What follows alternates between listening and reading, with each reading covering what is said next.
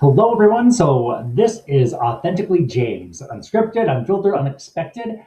Just coming on to quickly let you know about this channel, who I am, why I do this, and how I came up with the concept of just being Authentically James.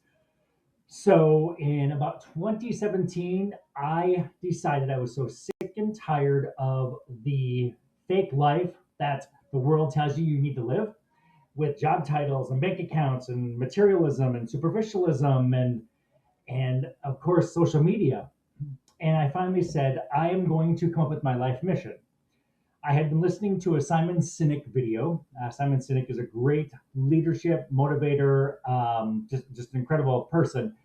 And he did a video years ago titled "Discover Your Why," and it was based on why businesses do what they do and how they do it. And I thought to myself, how can I implement that into my own life to create the life that I want to live. So I decided to come up with my life mantra, which is called to love and be the light.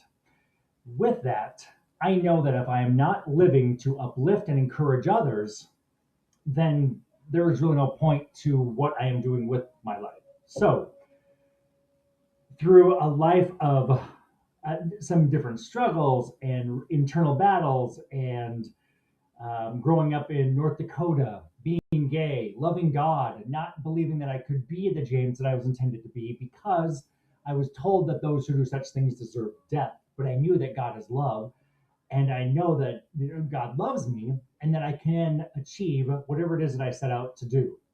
But it doesn't just happen. And God's timing is always the right timing. And I know that if things that have unfolded for me over the most recent years would have happened to me early on, I would have never appreciated it. I would have never embraced it. And I would have never been able to achieve what I'm trying to set out to achieve by being authentically James. My biggest call to action for people is to never be afraid to be who you are and who you're intended to be. In this world, we are set up to be something that we want everybody else to see. And what happens is we end up losing ourselves in that because we're being something that we aren't at our core. And so when we're living not by our own instincts, not by our own intuition, but by what we want everybody else to perceive, we then lose everything that we are and who we are. And so the biggest thing to remember is check your heart, align yourself with your core beliefs. And so for myself, setting that life mantra of call to love and be the light is my centering of if I'm having a bad day, if I have a thought that is maybe unkind towards somebody, I can stop and remind myself, am I truly living to love others? And am I being the light in the world? And by saying being the light in the world, I choose to be an extension of God's love. And I will tell you, it is not easy. It's can be tough some days because in the world we live in, we are seeing so much, evil that gets rewarded. And I think on a surface level, our little human minds just see all of these bad people and bad things happening and no justice. But we have to remember that we all will answer for our actions one day. And so by choosing to be authentically me, I become vulnerable, I become transparent, I become a laughing stock, I become someone that's talked about, I get walked on, I get yelled at. Um, it just reminds me when I had the farmers market. So I began the Superstition Springs Community Market. And that market came from my development of Sippy Crumbs Coffee. So I left the corporate world, began Sippy Crumbs Coffee, started selling my coffee throughout the valley at farmers markets. And I realized this huge disconnect between farmers market owners, managers, and the vendors. And I saw that the vendors, there was no concern for the vendors. It was all about the dollar signs that these markets could be making off of the vendors. And so seeing the greed and the did the non-concern for the vendors, I said, I'm going to create something that pours into the vendors.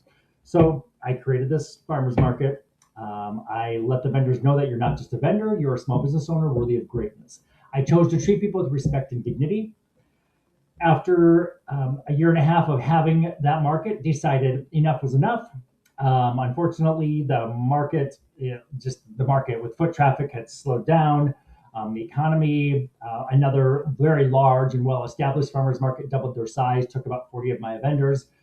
And I thought, instead of me pouring in all of my resources and time and energy into something that isn't going to be fruitful, I'm not going to sit there and be greedy and take money from vendors knowing that the foot traffic isn't there. So, long story short, that then encouraged me to create the Center for Encouragement. My entire life, I've always been driven by leadership positions, and that's servant leadership, leading by example, and treating others with respect, and helping others and lifting others up. So, my Center for Encouragement then is being established, and that is to help individuals identify who they are at the core. We are so lost in so many distractions, and it's difficult to achieve what we want to achieve because unfortunately, we have the concentration of a goldfish. We're so pulled in a million different directions. So with the Center of Encouragement, my hope is to build people up, to be confident in who they are, to believe that life isn't about materialism, isn't about money, isn't about job titles. It's about identifying who you are at the core, living that out, creating your own mission. And at the end of the day, it's being the change that you want to see in the world. And so, as you see my posts, you'll see I do different things for the Center for Encouragement, and the Encouraged Workplace, which is part of the Center for Encouragement. The Encouraged Workplace is established to encourage these businesses to start looking at humans as humans. Instead of looking at humans as these efficiency outputs for numbers and to make stakeholders happy with dollar signs, start identifying the importance of humans, the emotions, why they show up to work, are they valued, what makes them driven every day. And we know that we live in a very difficult time right now. Money is tight, the economy is rough, people are beat down, deflated, they are concerned, they're scared.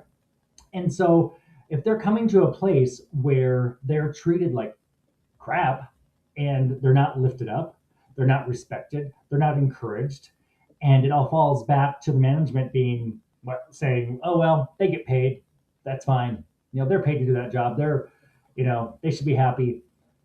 They need to step back and take a good look in the mirror and remember back in their lives when they were going through their life path and their life journey and what led them up to being in that management role, and start identifying how they can start humbling themselves and become a servant leader and begin leading by example. A lot of organizations cannot understand why there's such a turnaround in employees and the retention rates are horrible. It's not because people are necessarily unhappy. They are feeling used, walked on, taken advantage of, never getting ahead. They see the CEOs taking incredible vacations and the leadership teams not leading by example. And take, for instance, the Coldplay concert that was in the news this year. You've got an HR representative and the CEO of a company, and they're doing what they're doing outside of work. What type of example does that set for the people within the organization? So there are so many examples. People need to stop looking at humans as subhumans when they are placed in a leadership role. And I think that's just one of the biggest things. One of the companies that always stands out to me is Walmart. When I was in college, I worked for Walmart. I believed in the principles of Sam. I lived up to the Walmart mission. I treated customers with respect and dignity. I worked as if I was working for God and as if Sam Walton were going to walk into that store at any given moment, because I took pride in what I was doing. Also, being young, being a people pleaser, I wanted to do the best that I could with what was given to me. So here I was, college job, Walmart, little part time job, but I was putting my all into it. They wanted to fast track me to management. And of course, me, way back then, was like, there's no way I'm going to work for Walmart. No way I'm going to do retail. And so I threw that opportunity away. However, seeing then through my lens on how that organization has changed and seeing a family that has amassed how many billions of dollars while employees can't afford to live without two and three jobs makes me so I get so disappointed in humanity. When is enough enough? And so you've got these organizations, these people need their job because they have bills to pay, they've got medical bills, they've got children, they've got homes, they've got a life to live. And then you have the people that are higher up living this jet set, incredible life, luxury, many homes, jets and cars and stuff. And the people that are making it possible are left with nothing. So, with that little rant, again, with my whole unscripted, unfiltered, unexpected, I'm just being authentic and saying we are at a time in this world, in this country, that people need to start being themselves. You are given one life to live, one life. Don't sell yourself out for a skittle. Be who you are. And those people that want to be part of your life are going to be part of your life. Those that you rub the wrong way, they're going to leave your life. And trust me, there are many of those. I strive to be kind to everyone. I strive to speak truth. I also call people out on their unkind actions. And recently, when I still had the market going, there was another market that was starting, and so I reached out to all of my vendors saying, "Hey, this market is starting. Here's another opportunity because I believe in giving opportunities to people that may not have seen that opportunity um, anywhere else." And so I kindly sent an email to all my vendors saying, "Hey," and I have a lot of respect for the woman that was leading this market, and I myself had sold my coffee there as Sippy Crumbs Coffee. And it wasn't 10 minutes after I had sent that email, and I had somebody call me, another vendor, absolutely irate, could not understand why I was being kind and calling out another market or promoting another market. And it was in that moment where I realized that so many people live solely for themselves and are so selfish and so self centered and so greedy and unkind. And it all begins with their heart. And that really fueled this mission for encouraging others deeper. Um, and so, when you decide to live authentically, when you decide to be kind, you're going to be made fun of, you're going to be walked on. But guess what? At the end of the day, you can sleep knowing that you treated others with respect. You can sleep well knowing that you have done nothing wrong and that you have a clear conscience and that other people's actions are a direct reflection of their character and it's not you. A great book that I suggest all of you read is Let Them. It's a poem that was drawn up, that was written and made into a book by an author, Mel Robbins. But the let them theory is all about let them. It's letting go of other people's actions so that you're not burdened by them. And as a great reminder, I actually have the let them tattoo on my arm. So that when I look at that, I'm always reminded, let them. If somebody cuts you off in traffic, let them. If somebody wants to flip you off, let them. Everybody's going through something. So if we are authentic ourselves and we are living to be the change, then do it and stand firm in that decision and know that we live in a fallen world and you're going to be looked at as weird. But guess what? Who cares? Because we are all given this one incredible life. And one day we will be up taking our last breath, laying on our deathbed, and none of this will matter. So thank you for choosing to be authentic. Thank you for listening to me. rant and have my little authentic conversation. Um, there's a lot of times that I just have so much that I just want to pour out, and so this is my outlet, and I hope there's something you can take away from it. I hope that you can choose to realize that life is so much more than we can see, and when we choose to rise above the shallowness and we don't stoop down to the level of the world, things happen and God can use us and God creates a new heart in us. And it's a beautiful, beautiful thing. And so it's a gift. And I wish you all well, and I wish that you could receive that. So whether you believe in God or not, it doesn't hurt to just pray.